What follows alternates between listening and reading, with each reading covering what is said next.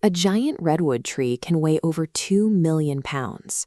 Where that massive, solid volume of wood actually comes from remains one of the most counterintuitive facts in biology. It is tempting to assume the tree pulls its mass from the dirt.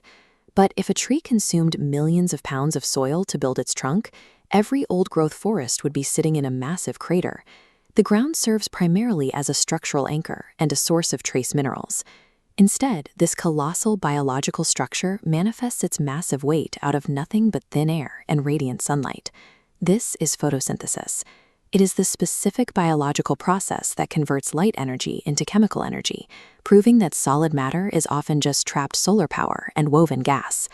Inside the plant cells are chloroplasts, specialized microscopic organelles that function as solar collection centers. Embedded within these centers is chlorophyll. This green pigment absorbs the red and blue wavelengths of visible light while reflecting the green. A photon travels 93 million miles from the sun, hits the leaf, and crashes into the cellular machinery. This impact powers the light-dependent reactions. This is the first stage of the microscopic assembly line, and it requires a continuous supply of solar energy to stay in motion. As this diagram shows, the plant uses this kinetic energy to violently tear a water molecule apart, splitting the H2O into separate hydrogen and oxygen. The oxygen is discarded as exhaust. Meanwhile, the remaining hydrogen atoms charge chemical batteries, powering the next phase. The factory has successfully trapped the chaotic energy of a star into a usable chemical battery. The oxygen we breathe exists because it was the unwanted byproduct of this water-splitting phase.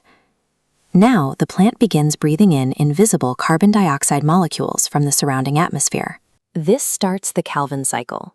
This is the second stage of the process, where the chemical battery power stored in the previous step is finally put to work.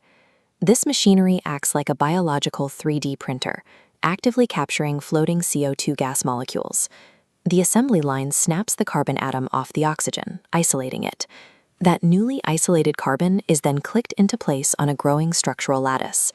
This final structure is glucose, a complex sugar molecule that provides the plant with solid, fixed carbon and the energy required to grow.